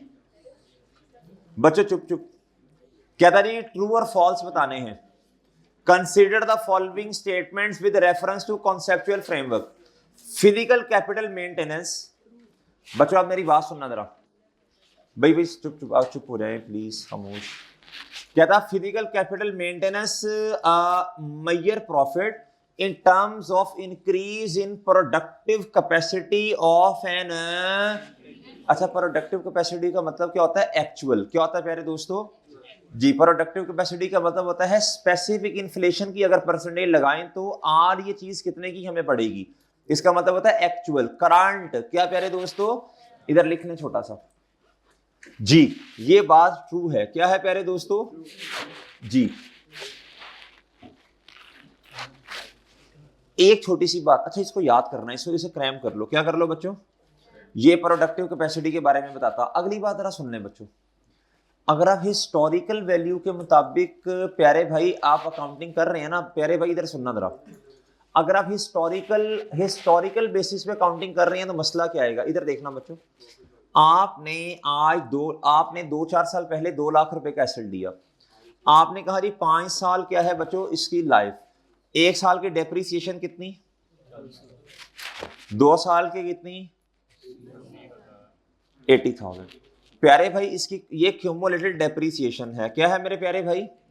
और प्यारे भाई इसकी कॉस्ट कितनी है, बुक वैल्यू कितनी है? ओके बच्चों, डन है प्यारे भाई। हालांकि इस तरह की चीज अब मार्केट में कितने की है, बोलो शाबाश, 2,20,000। कितने की प्यारे दोस्तों? जिसे आप करंट रिप्लेसमेंट कॉस्ट कहते हैं। मैं फिर वैल्यू नहीं कह रहा, वो भी जारी सी बात है ज्यादा ही होगी। अब जब आप लेस करेंगे ना क्यूमुलेटेड डेप्रीसिएशन, बताएं बच्चों, अभी सिखाया था कैलकुलेशन इसकी, 2,20,000 divided by 5 multiply by 2, please बताइएगा है? और ये कितना प्यारे भाई? 130। अब प्लीज सुनिए, ये मैं मिसाल दे रहा हूं ना, अगर आप हिस्टोरिकल बेस पे चलेंगे तो प्यारे भाई मसला क्या आएगा, आपका जो डेप्रीसिएशन एक्सपेंस है वो कम है। क्या है प्यारे दोस्तों? जब आपका डेप्रीसिएशन एक्सपेंस प्यारे दोस्तों, बोलो शाबाश, गौर से सुनना, आपका डेप्रीसिएशन एक्सपेंस क्या हो रहा होगा, बोलो शाबाश, कम। क्या हो रहा होगा प्यारे भाई? जब आपका डेप्रीसिएशन एक्सपेंस कम तो प्रॉफिट ओवरस्टेटेड है। प्रॉफिट क्या है प्यारे दोस्तों? ओवरस्टेटेड। और आपका एसेट क्या है? जारी सी बात है, जब ज्यादा अमाउंट है बच्चों तो बुक वैल्यू भी ज्यादा। इधर इधर इधर प्रॉफिट क्या होता है, बोलो शाबाश, ओवरस्टेटेड। जब आपका डेप्रीसिएशन एक्सपेंस कम है तो प्यारे दोस्तों, और आपका एसेट, रेलिवेंट एसेट, वो क्या होता है? डन प्यारे भाई। देख लें, आपके सामने एग्जांपल है, इसको नोट कर लें, शाबाश, इसको नोट कर लें। ये मैंने बनाया किसके मुताबिक? हिस्टोरिकल। और ये मैंने किसके लिए बनाया प्यारे दोस्तों?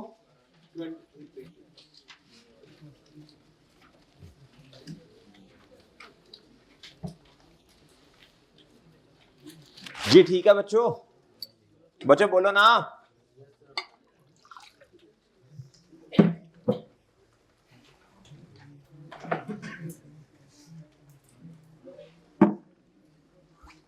डन है बच्चों? जी बस मैं कॉन्सेप्चुअल फ्रेमवर्क ही पूरा करवाऊंगा आज, बस फिर छुट्टी दे देंगे इंशाल्लाह। बस अभी एक क्वेश्चन न्यूमेरिकल करना है, आधा घंटा लग जाएगा शायद। जी जी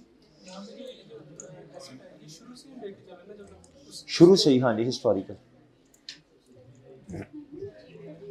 चलो बच्चों, चलो चलो जल्दी जल्दी, शाबाश। टैक्स के लिए टैक्स वाले उस्ताद ही बताएंगे। अगर तो जो सर अदनान से पढ़ रहे हैं तो सर हैं यार, हम क्या पता। जो सर सलमान हसन साहब से पढ़ रहे हैं वो सर से पूछ लें, जो सर अदनान से पढ़ रहे हैं तो ये सवाल ही गलत है फिर आपका मेरे से पूछना। जी सर इस उस्तादों के उस्ताद हैं यार वो तो।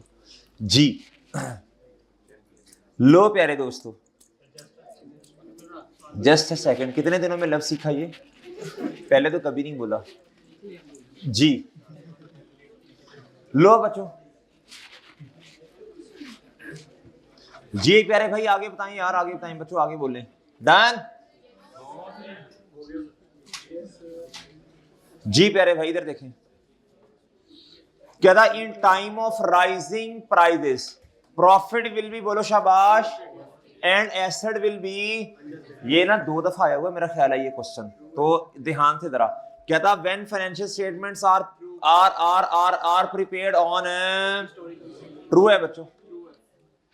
अच्छा एक बात बताएं, इनकम जो है, income represent all increase in an asset। Income सुनना बच्चों, प्यारे भाई, इनकम की वजह से एसेट इंक्रीज होता है। सिर्फ इनकम की वजह से एसेट इंक्रीज होता है बच्चों? ऑल का मतलब है income represents all increase in an asset, यानी हमेशा जब सिर्फ एसेट इनकम की वजह से इंक्रीज होगा बस। भाई ऑनर ऑनर ऑनर प्यारे दोस्तों, मैंने आपको वो शुरू में एग्जांपल करवाई थी ना, कैश डेबिट लोन या कैपिटल क्रेडिट, तो ये बात इधर से गलत होगी। डन है प्यारे भाई। इनकम के अलावा भी एसेट इंक्रीज होता है, कैश या बैंक। डन है प्यारे भाई जी। तो ये फॉल्स है। क्या है प्यारे दोस्तों जी, जारी सी बात है, लायबिलिटीज भी डिक्रीज नहीं इंक्रीज। अच्छा कहता है to be perfectly faithful representation, भूल गए होंगे बच्चों आप जी। जी भाई ने कहा जी फेथफुल होने के लिए रेलिवेंट होना चाहिए और फेथफुल भी होना चाहिए। कंप्लीट न्यूट्रल और कंप्लीट, बच्चों गलत है ये, फॉल्स। क्या? In value in use method. क्या प्यारे दोस्तों? Asset at measure at the amount that would be paid to purchase the same, गलत हो गया।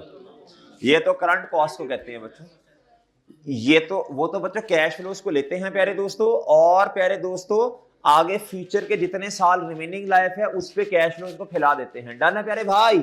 Inflows minus outflows. डन है बच्चों। Current cost and fair value are, यार ये पागल हो गया यार। करंट कॉस्ट कहते हैं जी एंट्री वैल्यू। किसे कहते हैं मेरे भाई? जिस बच्चे ने बातें गौर से सुनी ये जवाब वो देगा। रिक्वायरमेंट ऑफ अ स्टैंडर्ड, यानी स्टैंडर्ड का मतलब specific standard overrides the requirement. नहीं नहीं नहीं भाई, वो बेचारा कब ओवरराइड करता है बच्चों? जी बच्चों कोई भी एक दूसरे को ओवरराइड नहीं करता। हाँ लेकिन एक चीज है, अगर प्यारे दोस्तों कॉन्सेप्चुअल फ्रेमवर्क में एक बात लिखी और स्पेसिफिक स्टैंडर्ड में भी लिखी, तो प्यारे भाई फिर हम ना इस कॉन्फ्लिक्ट, अगर कॉन्फ्लिक्ट आ गया तो कॉन्सेप्चुअल फ्रेमवर्क को पीछे कर देंगे, हम कहेंगे इसके लिए स्पेसिफिक गाइडलाइंस मौजूद हैं। जी जी एक मिनट मुझे स्टेटमेंट पढ़ने दो। कहता रिक्वायरमेंट, मुझे पढ़ लेने दें, मैं पढ़ लेता हूं। Requirement of a standard override, हाँ सही है, मैंने समझा कॉन्सेप्चुअल फ्रेमवर्क का लफ्ज पहले लिखा हुआ है। प्यारे भाई अगर एक बात कॉन्सेप्चुअल फ्रेमवर्क में भी लिखी है और प्यारे दोस्तों, और प्यारे भाई स्पेसिफिक स्टैंडर्ड, स्पेसिफिक स्टैंडर्ड का मतलब कॉन्सेप्चुअल फ्रेमवर्क जनरल गाइडलाइन है, कोई स्टैंडर्ड अगर दोनों में एक बात लिखी है प्यारे भाई, तो मेरे मासूम दोस्तों आपने स्पेसिफिक वाली बात को मानना है, कॉन्सेप्चुअल फ्रेमवर्क को पीछे छोड़ देना। Done. Financial capital maintenance is likely to be the most relevant to, है ना, as they are interested in maximizing the return on, बिल्कुल सही हो गया बच्चों। Done done. Physical capital maintenance को परचेजिंग पावर कैपेसिटी भी कहते हैं, है ना, प्रोडक्टिव कैपेसिटी भी कहते हैं, सॉरी, है ना। इसको करंट रिप्लेसमेंट कॉस्ट भी, है ना जी। फिजिकल कैपिटल मेंटेनेंस को करंट रिप्लेसमेंट कॉस्ट भी कहा जा सकता है। इसके अंदर स्पेसिफिक इन्फ्लेशन शामिल है। वो ऐसे ही है, ऐसे बंगियों की तरह देखने लग पड़ते हो जी। क्वेश्चन नंबर 6 करवाता हूं मैं अभी। As an accounting manager of NL discuss whether the above item will be recognized in the statement of financial position as per the, कहता बताएं इन्होंने किताबों में आना है या नहीं आना। जी मेरे प्यारे भाई, कहता जी हाँ ये देखो ना, कहता whether the above item should be recognized in the statement of financial position, कहता statement of financial position में इन्होंने आना है या नहीं आना। जी कहता जी an asset for loyal customers, क्या प्यारे दोस्तों? As they are expected to bring future, customer भी तब तक लॉयल हैं जब उन्हें चीजें सही मिल रही हैं प्यारे दोस्तों या सस्ती मिल रही हैं। डन। कंपेटिटर आएगा, भूल जाएंगे लोग बच्चों आपको जी। An asset for loyal customer are expected to bring future, बच्चों इन पे क्या कस्टमर पे के कंट्रोल है? कस्टमर्स पर कंट्रोल है बच्चों? बताएं क्या ये एसेट है? आप सिंपल लिखेंगे, कंट्रोल ना होने की वजह से हम इन्हें एसेट रिकॉर्ड नहीं कर सकते। डन है प्यारे दोस्तों। N asset for plant and related liability, यानी प्लांट को कहता किताबों में रिकॉर्ड करना और लाइबिलिटी को भी रिकॉर्ड करना। Since the contract for the purchase has been, मुझे बताएं प्लांट को किताबों में रिकॉर्ड कब करेंगे? जब वो आ जाएगा, जब आपके कंट्रोल में आएगा। साइन हुआ ना भाई, अभी तो क्या उसका नाम है, चीजें आप तक आई नहीं है। और सही है प्यारे दोस्तों, but the plant will be delivered.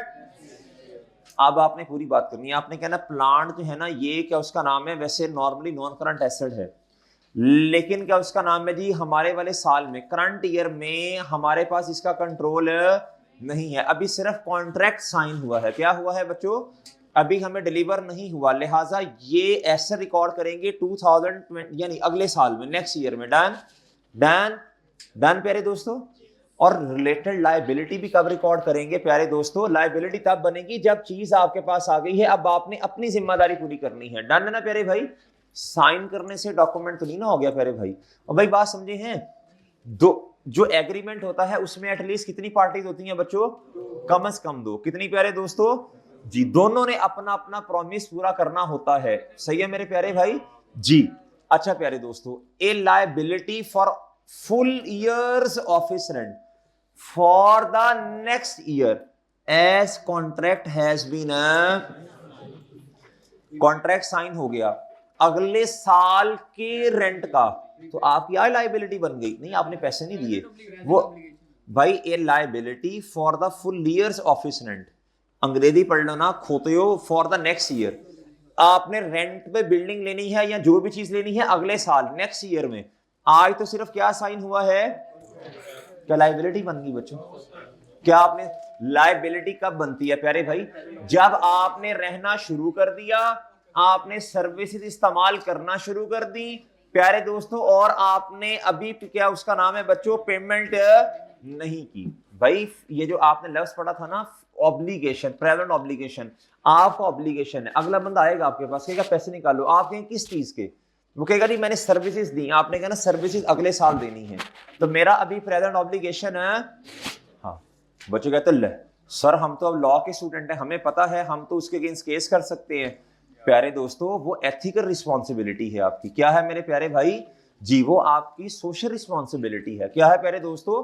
हम इधर अकाउंटिंग में फाइनेंशियल रिस्पॉन्सिबिलिटीज की बात कर रहे हैं। किसकी बात कर रहे हैं प्यारे भाई?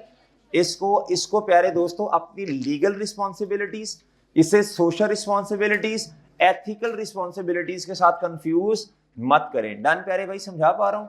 चले पढ़ लें सोल्यूशन। सोल्यूशन पढ़ लो प्यारे भाई। यार जान ना छुड़वाओ ना, बस आपने अपने काम की बातें ढूंढ के लिखते नहीं है, कंट्रोल शंट्रोल ये वो, इंशाल्लाह आपके तकरीबन 80% मार्क्स आ जाएंगे। डन है प्यारे भाई जी? एक क्वेश्चन सॉल्व कर दें जी पास पेपर का। आप खुद करेंगे? और नहीं यार, और नहीं होमवर्क नहीं जी जी। कहता prepare the statement of profit और loss and the statement of financial position, equity portion only. मैं तो ये समझ के आता हूं कि मैंने ही करना है सब कुछ यार, तो प्यारे दोस्तों बाद में मैंने ही करना ना, तो मैं भी कर देता हूं। कहता अकॉर्डिंग टू द कॉन्सेप्ट, अच्छा ये सुन लें, according to the concept of, कितने नंबर का क्वेश्चन है बच्चों? अब आपको तीन तीन काम नहीं करने, इधर देखें, एंटिटी का नाम बताओ बच्चों।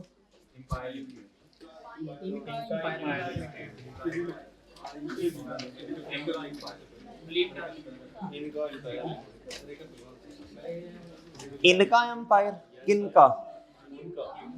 आई मैच है ना, कर ले। आज है भाई, कल हुआ था, मैच की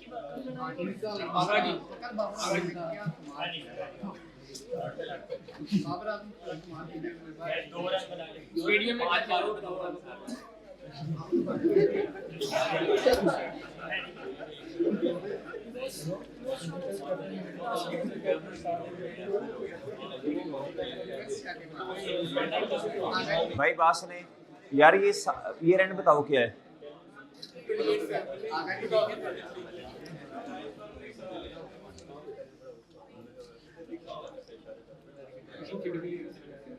ले जी, आगे आगे भाई।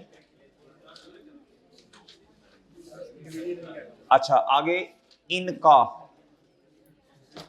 बस सिंपल लिखें यार, स्टेटमेंट ऑफ फाइनेंशियल पोजीशन।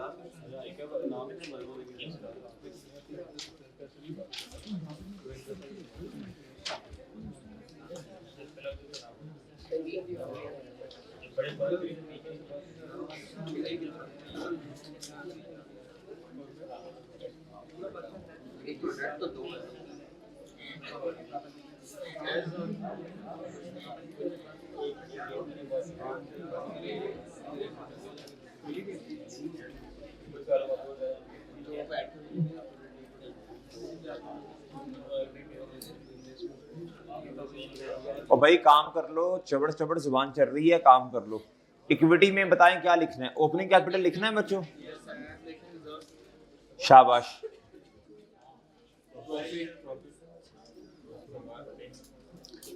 हाँ जी, फिर बताएं बच्चों, फिर प्यारे भाई, लो प्यारे भाई, भाईजान ठीक है। अच्छा भाई आ जाए इधर जल्दी, शाबाश। On 1st March 2022, Inca Empire Limited commenced business with a capital of which was used to purchase 2 items of। अच्छा अब दो इन्वेंट्री आइटम्स हैं, क्या था जी, प्रोडक्ट ए और B, detail of cost and sale. प्यारे भाई मेरी बात सुनना, अब कैपिटल कितना है बोलो शाबाश, ये तो कहां जाके लिखूंगा, डन हो गया, डन बच्चों। अब इसी से इन्होंने 2 चीजें परचेज की, कितनी प्यारे भाई, एक की कॉस्ट है 25,000, एक की प्यारे भाई। अच्छा अब आपने क्या करना है, अब देखो आप प्रॉफिट एंड लॉस स्टेटमेंट बनाते हुए ना अलग अलग प्रोडक्ट्स तो नहीं लिखते ना, बस। हाँ जी सर, इस पिछले क्वेश्चन में तो आपने 3 दफा भाई, वो 3 दफा प्रॉफिट एंड लॉस स्टेटमेंट बनाई है, और भाई बात समझ रहे हो जी। इधर आप लिखेंगे प्यारे दोस्तों सेल्स, फिर आप लिखेंगे, फिर प्यारे दोस्तों जी, जगह छोड़ के प्रॉफिट नहीं, इन्फ्लेशन जी, इन्फ्लेशन एडजस्टमेंट, चलो लिख लो, अच्छा लफ्ज इस्तेमाल हो गया जी। फिर प्यारे दोस्तों आपके पास आएगा, चले सेल बताएं अपनी अपनी, नहीं दोनों की अलग अलग बताओ ना, 55,000 और सर प्रोडक्ट वाइज कर सकते हैं, नहीं प्रोडक्ट वाइज नहीं करना जी, कितना, हाँ कितना, अच्छा बच्चों नॉर्मल कॉस्ट ऑफ सेल बताएं, 25,000 प्लस 30 कितना आया, लो प्यारे भाई, डन है बच्चों। इधर तक बात समझ आई है, इधर तक कोई मसला प्यारे भाई, इधर तक ओके बच्चों जी। आगे बच्चों सुनो सुनो सुनो सुनो, आगे सुनो शाबाश, आगे सुनो। अब नीचे पढ़े एडिशनल इन्फो, कहता जी आज जनरल इन्फ्लेशन काट दो बच्चों, स्पेसिफिक इन्फ्लेशन कितना है बच्चों, ये सिर्फ प्रोडक्ट ए पे है, प्रोडक्ट बी पे क्या है, कहता रिप्लेसमेंट कॉस्ट कितने की है, समझ नहीं आया क्या है, समझ नहीं आ रहा बच्चों क्या है ये समझ नहीं आ रहा बच्चों क्या है, प्रोडक्ट ए। अच्छा प्रोडक्ट बी तो बहुत सिंपल है, प्रोडक्ट बी पे तो आपको कोई परसेंटेज लगाने की जरूरत, ये 35 से बढ़ के कितनी होगी बच्चों, तो प्रोडक्ट बी का, प्रोडक्ट मैं अलग-अलग कर लेता हूँ, अलग-अलग कर लेता हूँ, इधर अलग-अलग कर लेता हूँ ना, प्रोडक्ट ए का इन्फ्लेशन कितना, बी का बता दो बच्चों पहले, प्रोडक्ट बी का कितना है, इधर वर्किंग कर लो ना फिर एक ही दफा, ये तो सिंपल है बच्चों 10,000 बच्चों, 35 से बढ़ के चीज कितने की हो गई है, और बच्चों सही है, ये तो सिंपल है बच्चों मैंने इसीलिए कहा था ना, फिजिकल कैपिटल मेंटेनेंस को करंट कॉस्ट भी कहते हैं। प्यारे भाई ए का बता दें, उसने खुद बताया भी है, बी पे ये है, ए पे ये, ए का बता दें बच्चों, 12% किसका जी सर, आपने तो कहा था ओपनिंग कैपिटल, भाई इसका ओपनिंग कैपिटल में हिस्सा कितना है, खोते हो 25% है ना, सॉरी 25,000 है ना प्रोडक्ट ए का, वो सही है जी, मल्टीप्लाई बाय जी भाई कितना एक मिनट, 10,000 इसका है, इसका कितना 2800। वो डर क्यों रहे हो, बोलो ना। तो कितना बना यार, वो कुछ और कह रहे हैं बच्चों, आप कुछ और कह रहे हो।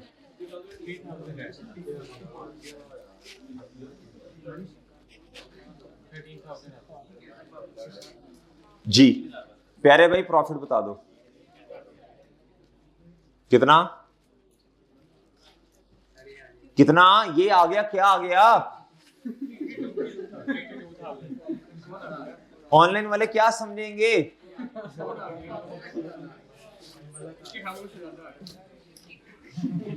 डन डन है बच्चों, डन।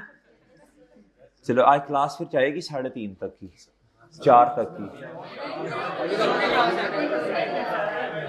फिर इंसानों की तरह पढ़ो, इधर देखो 52,000 डन है मेरे भाई।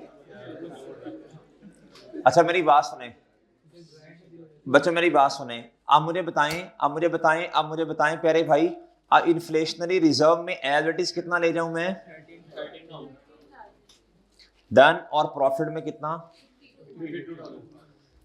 भाई? इधर से लेस होगा रिजर्व इन्फ्लेशन, और प्यारे भाई इधर जाके वही ऐड हो जाएगा। डन जी प्यारे भाई बता दें। डन डन है बच्चों, डन है बच्चों, डन है प्यारे भाई, डन जी। हेलो या जी जी। अच्छा बच्चों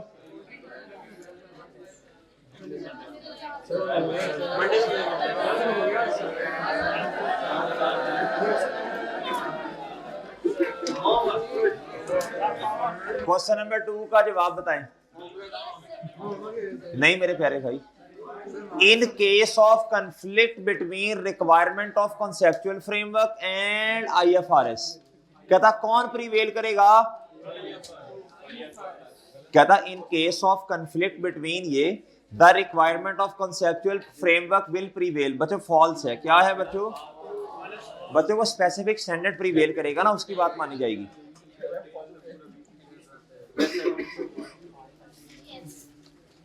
Conceptual framework is not an international financial reporting standard. HR related cost is recognized नहीं भाई प्यारे भाई, एम्प्लॉयज कॉस्ट रेवेन्यू एक्सपेंस है, एसेट नहीं है। इंटरनली जनरेटेड गुडविल, ये बच्चों बात है किसकी बोलो? इंटेंजिबल, आपको पहले पता है बच्चों, एक्सटर्नली जनरेटेड होता है बच्चों। When अब बचेंगे बच्चों, IAS 38 की गुफ्तगू सुन लेना, आपने नोट भी किया होगा। When economic benefits arise over several accounting period and the association with income can be decided in broad terms. Expense should be recognized in profit and loss on the basis of systematic and rational allocation. इतनी सही कह रहा है, इतनी कहानी सुनाने का मतलब समझ लें। कहता अगर आपको 1 साल से ज्यादा की इनकम मिल गई, आपने कैश डेबिट करना और डेफर्ड इनकम या प्री रिसीव्ड इनकम क्रेडिट कर देनी, और थोड़ा थोड़ा करके सिस्टमैटिकली इनकम को कहां लेके जाना, यानी लायबिलिटी को इनकम में कन्वर्ट करना, और उसी बेसिस पर आपने एक्सपेंस भी रिकॉर्ड करना। इसे कहते हैं मैचिंग कॉन्सेप्ट। ट्रू प्यारे भाई। कहता जी when an item of expenditure is not expected to, when an item of, बच्चों आपको याद होगा प्यारे दोस्तों, IAS हमने 40 में, IAS 23 में प्यारे दोस्तों, और प्यारे भाई हमने IAS 16 में हमने कहा था, हमने किताबों में एसेट रिकॉर्ड ही तब करना when future economic benefits will flow to the entity. अगर आपको लगे कि इस एसेट से, इस खर्चे से हमें बेनिफिट नहीं मिलना फ्यूचर में, तो उसको एसेट रिकॉर्ड याद है बच्चों। When an item of expenditure is not expected to provide any future economic benefits, it is recognized as an asset। कैसे रिकॉर्ड कर सकते हो प्यारे भाई? कहता in fair value method, assets are measured at the amount that would be paid or purchase the same or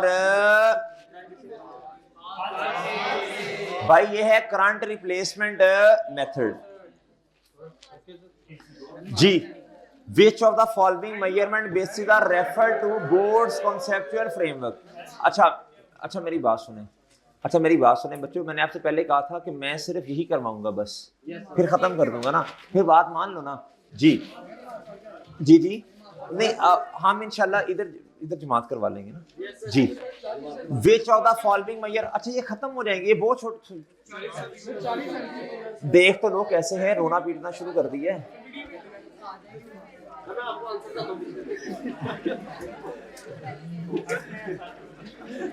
Which of the following measurement bases are referred in the board's conceptual framework? बच्चों आपने अभी cost पढ़ी चार किस्म की, जल्दी से जवाब बता दें। अच्छा अपनी किताबें उल्टा दें, बुक्स ऐसी उल्टी कर दें।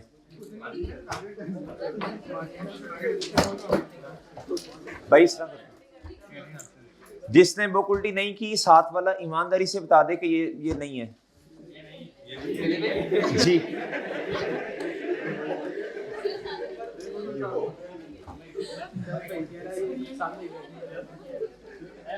अब जवाब बताएं।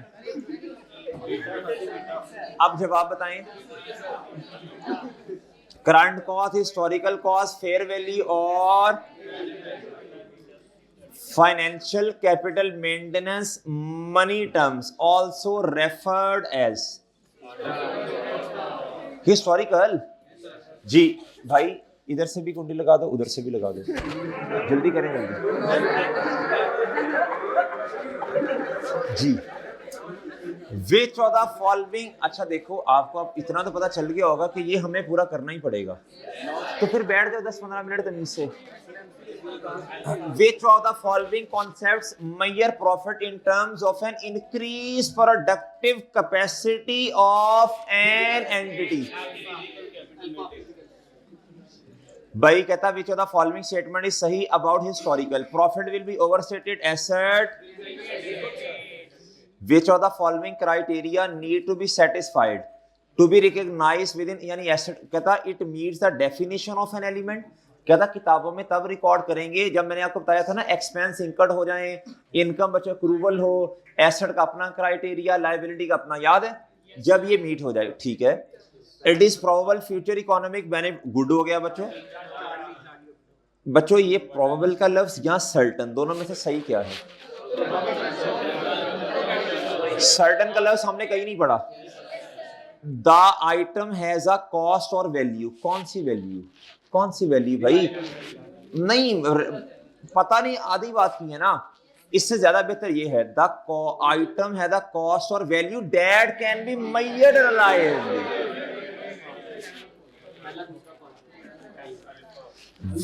ये पर्पस आपने पढ़े थे, जल्दी से बता दें IASP के। ये तो है फॉर्मिंग ओपिनियन, IFRS है to assist determining the existing, बिल्कुल है प्यारे भाई, ये नहीं है। क्या था? To be authoritative where are specific IFRS conflicts with the, भाई स्पेसिफिक की बातें मानी जाएंगी, ये अथॉरिटेटिव थोड़ी होगा जी। Which of the following item should be recognised as an asset in the statement of financial position? A skilled and efficient workforce, नहीं। A highly lucrative contract sign, बड़ा अच्छा कॉन्ट्रैक्ट साइन हुआ, ये एसेट तो नहीं है ना प्यारे भाई जी। A government grant relating to the purchase of an item of PP several years ago which had the remaining life of, बताएं बच्चों जी। गवर्नमेंट ग्रांट बच्चों ये इनकम या लायबिलिटी में जाएगी, उससे जो एसेट लिया, वो एसेट की बात नहीं कर रहा, वो गवर्नमेंट ग्रांट की बात कर रहे हैं। ए रिसीवेबल फ्रॉम अ कस्टमर, ये बात सुन लें बच्चों, ये फैक्टर्ड का लफ्ज लिखा हुआ है। कभी कभार बिजनेस अपने रिसीवेबल्स आउटसोर्स कर देता है, जिसे आपने I2B में पढ़ा होगा फैक्टरिंग। क्या पढ़ा है प्यारे दोस्तों? डिस्काउंटिंग कुछ और चीज होती है प्यारे भाई, फैक्टरिंग। क्या प्यारे दोस्तों? जी अपना नहीं, इसमें दो हैं, एक होता है रिकोर्स, एक होता है without recourse. BFD business finance decisions और एमएसए 2 में जाके पढ़ेंगे आप जी। अभी बस इतना ही प्यारे दोस्तों। फैक्टरिंग दो तरह की, मैं डिटेल में नहीं जाऊंगा, बस अभी इतना ही प्यारे दोस्तों। I2B में भाई कह रहे हैं सर राइट किसी और को शिफ्ट करना, कभी राइट देते हैं उनको, कभी नहीं देते, सही है। दो होते हैं, रिकोर्स और विदाउट रिकोर्स फैक्टरिंग। जी प्यारे भाई सिंपल, आपने अपने रिसीवेबल जो है ना मेरे प्यारे भाई हैं आपके, कहता फ्रॉम अ कस्टमर सोल्ड, आपने बेच दिए, क्या कर दिए बच्चों जी। हाँ ये फिर क्या होगा, द फाइनेंस कंपनी है the full recourse to an entity for any, आपने उनके हवाले तो कर दिए, लेकिन प्यारे दोस्तों कंट्रोल अभी भी शायद है आपके, है ना। तो ये एसेट है, क्या है प्यारे दोस्तों जी। Which of the following criticism अब does not apply to historical. Historical पे, हिस्टोरिकल अकाउंटिंग पे बहुत सारे क्रिटिसिज्म्स हैं, लेकिन ये वाला नहीं है बच्चों। They are difficult to verify, transaction could have happened many years ago. अगर आपने 2-3 साल पहले ट्रांजैक्शन की है तो आपको पता ही नहीं होगा मैंने ट्रांजैक्शन कौन सी की, पता होगा ना प्यारे भाई जी। ये वाला क्रिटिसिज्म नहीं है। अभी अब ध्यान से सुन नहीं रहे बच्चों, इसी में से क्वेश्चन आ जाता होता है बच्चों। मैं बार बार बता रहा हूँ, पास पेपर के क्वेश्चन देख लीजिएगा। अभी ये स्टडी टेक्स्ट वाले क्वेश्चन हैं, पास पेपर में देखिएगा, इधर से मिलती जुलती बातें उसने आपसे पूछनी है जी। कहता financial capital maintenance is also referred as, अभी मैंने आपको एग्जांपल दी थी, किसको याद है, नहीं होनी याद, शाबाश, सैलरी वाली। कम से कम इतना इंक्रीमेंट तो हो जितना इन्फ्लेशन का, याद है ना, उसे कहते हैं कांस्टेंट, क्या कहते हैं। और बच्चों करंट का लफ्ज किसके लिए इस्तेमाल होता है प्यारे भाई, करंट का लफ्ज किसके लिए इस्तेमाल होता है बच्चों, फिजिकल कैपिटल मेंटेनेंस के लिए। आगे कहता physical capital maintenance refer as current. In which of the following no adjustment is considered, money terms में नहीं होती। कहता नहीं बताएं किस में जनरल रेट ऑफ इन्फ्लेशन, कहता किस में specific rate, financial capital maintenance is likely to be most relevant. अच्छा आप सुन लें, इधर बच्चे कहते सर फाइनेंशियल कैपिटल मेंटेनेंस उसने बताया नहीं है रियल या मनी, तो भाई फिर ज्यादा असम्पशन किसकी तरफ लेके जानी है, नहीं आप इन्वेस्टर की तरफ ले जाए ना। इधर वो रियल की बात कर रहे हैं, किसकी बात कर रहे हैं, कहता physical capital maintenance is likely to be most relevant. Register open कर लें बच्चों, यहां तो रोलें एक दफा, जरा दिल का बोझ हल्का हो जाएगा। इसे रोना नहीं कहते, ये तो पुरानी डर हैं, बहकावात हैं जो आपको तंग कर रहे हैं, इसे रोना नहीं मेरे चांद कहते जी। ये आदात हैं, क्या है प्यारे दोस्तों जी, वही मैं कह रहा हूं, ये तो आदात हैं जो मजबूरी की हालत में अभी आपको मौका मिला तो फौरन आपने उसका तज़किरा कर दिया जी। जी वही ना, और भी कोई मसला तो बता दो मेरा चांद। एक मिनट,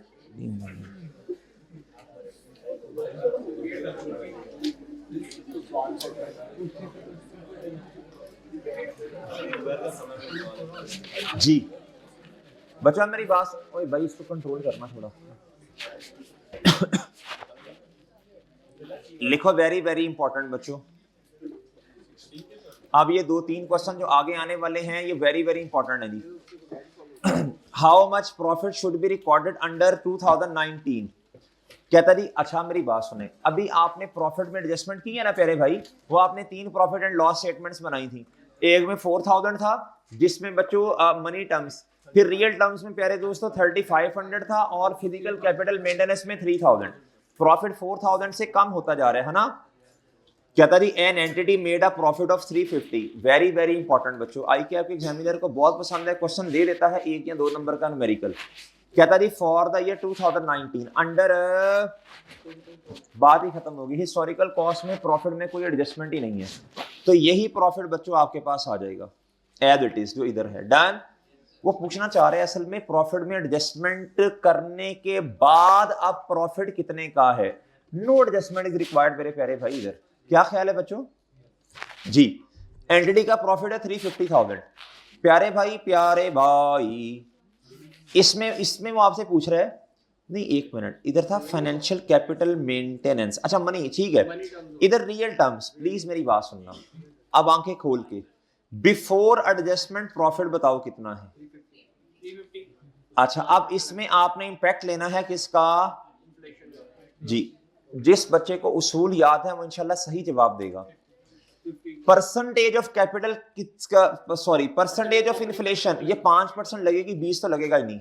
और अमाउंट क्या है, नहीं सब बच्चे कसम से जान, कुछ बच्चे शाबाश इस पे लगेगा। प्यारे भाई समझ लें बात को, समझ लें बात को जी। कितना प्यारे भाई, कितना आया, 3 लाख जी मेरे प्यारे भाई। ये कहां है, तुम एक स्टेप आगे चल रही हो, चलना है देख देख के जी। प्यारे भाई वो अगला क्वेश्चन है, प्यारे भाई वो अगला क्वेश्चन है, अगला क्वेश्चन है प्यारे भाई जी। डन और डन है बच्चों। अगला सेम क्वेश्चन है, प्रॉफिट बता दें बच्चों before adjustment, profit before adjustment. प्यारे भाई इन्फ्लेशन का इंपैक्ट या करंट कॉस्ट रिजर्व भी लिख सकते हैं जी। आप कितना आएगा प्यारे भाई, हाँ जी कितना, after adjustment of inflation profit कितना, बच्चों ओके है, बच्चों ओके है, डन है मेरे प्यारे भाई, डन है प्यारे भाई। नेक्स्ट, अब बच्चों इधर देखो, कहता what is the correct carrying amount, कहता जी इंपॉर्टेंट है ये, कहता बच्चों in the statement of financial position as at 30 September under historical cost. Historical cost में तो सिंपल है बच्चों, कॉस्ट में से क्यूमुलेटेड डेप्रिसिएशन नॉर्मल वाली माइनस कर दें, बस सिंपल है बच्चों जी। कहता जी 1 अक्टूबर 2012 प्यारे भाई कॉस्ट कितनी है बच्चों, 5 lakh. It is being depreciated, ये अच्छा रेसिडुअल वैल्यू बताना बच्चों, कॉस्ट है प्यारे भाई कितनी, 5 लाख, लेस आपने करनी है क्या, अच्छा अब मेरी बात सुने, जब प्यारे भाई इधर देखें जी 10% का मतलब कितना है जी 50,000 ना, तो प्यारे भाई ये आएगा जी 5 लाख माइनस 50,000 डिवाइडेड बाय 5 साल है ना, मल्टीप्लाई बाय, मल्टीप्लाई बाय बच्चों, मल्टीप्लाई बाय, शाबाश बताएं मल्टीप्लाई बाय जी, मल्टीप्लाई बाय, फुटो न 3 साल कहां से आगे बच्चों, 1 अक्टूबर और 3 महीने भी और मरो, 1 अक्टूबर 2012 से लेके 30 सितंबर 2013 1 साल, 30 सितंबर 2014 मेरे प्यारे भाई 2 साल जी, मल्टीप्लाई बाय 2 कर दें प्लीज, कितना, तो प्यारे भाई कितना बना 180,000, पीछे कितना बचा बच्चों, बच्चों गुड है, बच्चों गुड है, बच्चों समझ आ गई है बात जी। अब बच्चों यही क्वेश्चन आपने सॉल्व करना है, नहीं करंट रिप्लेसमेंट कॉस्ट के मुताबिक जी, प्लीज करें सॉल्व, करें सॉल्व बच्चों, आपने करना मैंने नहीं करना।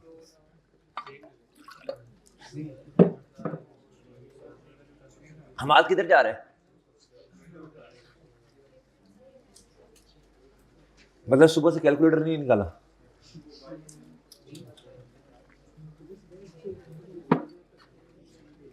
What is the correct amount to be shown in statement of financial position जी, प्लीज बताएं बच्चों। इधर आपने अब अमाउंट कौन से वाली लेनी है यार, शाबाश शाबाश कर लोगे भाई, इधर करंट रिप्लेसमेंट कॉस्ट लेस जी 6 लाख माइनस,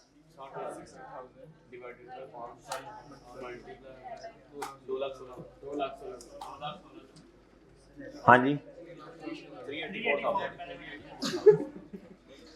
जी जी मेरे प्यारे भाई, द IASBs आइडेंटिफाई क्वालिटेटिव, बच्चे 2 थे, क्वालिटेटिव कैरेक्टरिस्टिक्स 2 थे बच्चों, कितने थे बच्चों, हाँ जी बच्चों ये था फेथफुल और ये बनेगा ये है ना, द IASB फ्रेमवर्क कहता फॉर फाइनेंशियल रिपोर्टिंग, कहता जी identifies qualitative characteristics, which two of the following characteristics are not fundamental, are not, ये दोनों हैं और ये दोनों जी। प्यारे भाई आप सुनना, ये देखो पास पेपर के क्वेश्चन स्टार्ट हो गए। How much profit be recorded, जी प्लीज, प्रॉफिट था कितना पहले, बिफोर कितना बताना।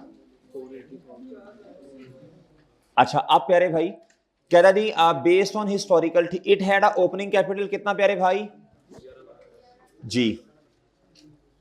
अच्छा प्यारे दोस्तों अब आपने इन्फ्लेशन का इंपैक्ट लेना है जी, 11 लाख मल्टीप्लाई बाय, पहले पहले देखो ना है क्या, कहता जी रियल फाइनेंशियल कैपिटल मेंटेनेंस, जी प्लीज जनरल बच्चों, स्पेसिफिक नहीं। अच्छा आपने वैसे एक चीज नोट की है,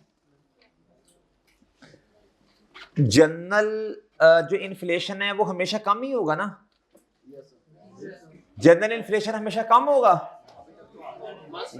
भाई, ये कोई हार्ड एंड फास्ट रूल नहीं है, आंखें खोल के देखना पड़ेगा जी। इट डिपेंड्स कितना,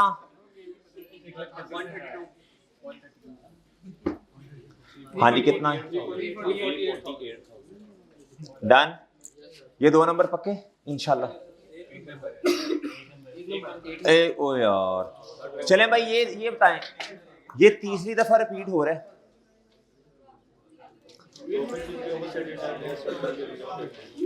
question number 25, not a measurement basis for assets, ये मैंने आपको बताया लायबिलिटी। अब आप ही में से कुछ बच्चे क्वेश्चन पूछेंगे सर ये फुलफिलमेंट वैल्यू में लिखा हुआ है, सॉरी ये सॉरी वो कॉस्ट के अंदर लिखा, भाई मैंने इतनी दफा बताया ये लायबिलिटी के लिए है, किसके लिए है लव्स जी। जी मैं पता नहीं है क्या एग्जामिनर को ये क्यों इतना पसंद है ये क्वेश्चन। अच्छा how much profit be recorded, जी बता दें बच्चों, बच्चों जवाब मैंने कहा था पीछे से किताब बंद कर दें, मैंने कहा था किताब बंद कर दें।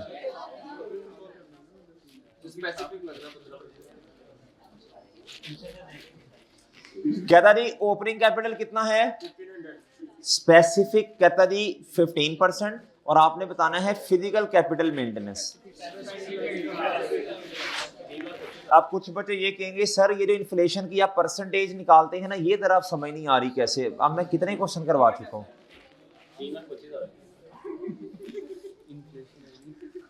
जी, कितना यार ये बच्चों, ओपनिंग कैपिटल पे परसेंटेज लगेगी, और बच्चों अगर फिजिकल कैपिटल मेंटेनेंस है तो स्पेसिफिक जी 2,25,000 डन बच्चों, डन ले ली। Which of the following is are correct, the conceptual framework is not an, हाँ and nothing in the conceptual framework overrides, बिल्कुल सही है। One of the purpose of conceptual framework is to assist, बच्चों good level up हो गया बच्चों। Which two of the following characteristics are considered fundamental,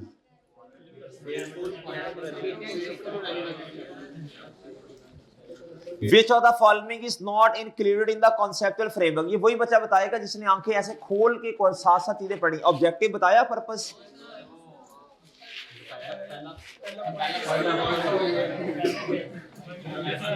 ji, contents बताए हैं उसने, खोलें किताब, खोलें शुरू जाएं, जल्दी करो बच्चा जल्दी करो, बड़ा अफसोस हुआ बच्चों, बच्चों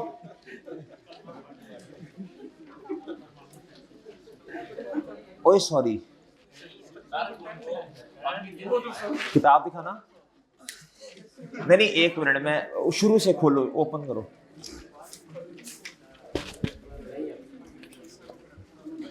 प्यारे भाई इधर देखिए, ये बड़ी अहम बात होगी आज। कंटेंट देखिए, ये क्वेश्चन मैंने भी सही नहीं पढ़ा ना, जो कोई भी अगर नहीं सही पढ़ेगा तो वो गलत। कंटेंट ऑफ फाइनेंशियल स्टेटमेंट नहीं बताए, कॉन्सेप्चुअल फ्रेमवर्क बताया है बच्चे। गुड शाबाश, भाई ने सही बताया था। भाई तुक्का लगाया था या पढ़ा था ये?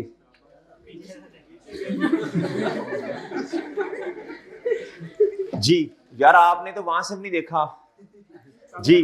अच्छा मेरी बात सुनना बच्चों, ये ना कॉन्सेप्चुअल फ्रेमवर्क के कंटेंट्स बताए हैं उसने। इसमें क्वालिटेटिव कैरेक्टरिस्टिक्स आएंगी, इसमें कैपिटल मेंटेनेंस पे बात की जाएगी, इसमें कॉस्ट, करंट कॉस्ट, हिस्टोरिकल पे भाई बात समझे हैं? ये नहीं है बच्चों स्ट्रक्चर एंड फाइनेंशियल स्टेटमेंट्स के बारे में। तो इधर ना उसने कोई स्ट्रक्चर नहीं बताया कि प्रॉफिट बिफोर टैक्स आएगा फिर लेस टैक्स एक्सपेंस, ऐसी कोई बात नहीं है। एलिमेंट्स ऑफ फाइनेंशियल स्टेटमेंट ही हमने पढ़े तो हैं यार अभी। क्वालिटेटिव, हाँ ये भी है, ये भी है। तो क्या जवाब बना? Which of the following statement is correct? Relevance and faithful representation are कहता fundamental qualitative characteristics, बिल्कुल सही है। Comparability is enhancing qualitative quality, नहीं मुझे बताओ enhancing quality, ये उसमें 4 बातें हैं। Comparability, timeliness, understandability, verifiability। जी बच्चे जल्दी सॉल्व कर देंगे।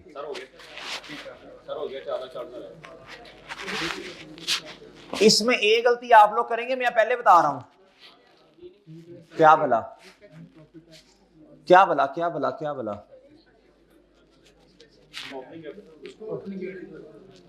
मुझे प्रॉफिट बताना।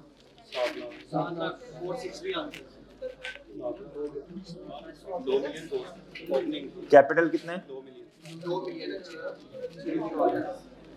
बच्चों बात सुने, बच्चों प्लीज बात सुने भाई, बात सुनो एंड वाले भाइयों इधर देखो यार। ये कैपिटल है, 2 के बाद मिलियन में 6 जीरो होते हैं। कहता है ड्यूरिंग 2023 कहता specific price index and general price index, ये महंगाई को कहते हैं ना। कहता इंक्रीज, स्पेसिफिक कितने से इंक्रीज हुआ? अब इधर बच्चे तुक्का लगाया होता, चलो जी स्पेसिफिक ज्यादा ही है, चलो ताड़ करके 21%। ये बहुत सारे बच्चों ने किया होगा, ऐसे किया होगा जी। हाँ जी बच्चों, ICAP का एग्जामिनर बड़ा तेज है, उसने 21% वाले के हिसाब से भी जवाब दिया होगा। हाँ वो करता है ऐसे। हाँ बच्चों ये आंखें खोल के पढ़ लो ना, ये स्पेसिफिक है। ये खैर मैंने अभी आपको पढ़ाया ही नहीं है यार। बास चले जाओ, 2 मिनट दे दो भाई। एक ना नया कुछ ना नई चीजें ऐड हुई हैं कॉन्सेप्चुअल फ्रेमवर्क में, छोटी सी। अच्छा मैं नहीं पढ़ाऊंगा, रोए ना, मैं नहीं पढ़ाऊंगा, इधर देख लें। रेगुलेटरी फ्रेमवर्क, भाई इधर सुनना। ये पहले हमारी किताब में नहीं, ICAP की किताब में नहीं था, अब ये न्यू है। क्या है प्यारे दोस्तों?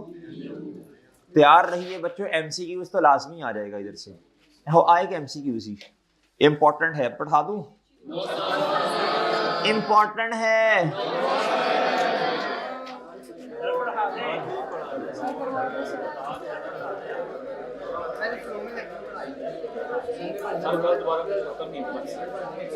चलो जो 2-3 हो सकते हैं वो तो कर लो।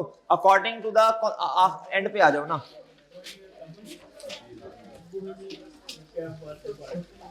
क्या था? According to the conceptual framework for financial reporting the historical cost of an asset is updated. Historical cost में से आप लेस एक्यूमुलेटेड डेप्रिसिएशन करते हो और प्यारे दोस्तों एम्पेयरमेंट करते हो। डन है बच्चों? इसमें ये नहीं होता रिप्लेसमेंट कॉस्ट फलां, ये नहीं होता। डन? ये पास पेपर का क्वेश्चन है। कहता है relevance and faithful representation are two, ये तो मेरा ख्याल रिपीट हुआ है। अच्छा जी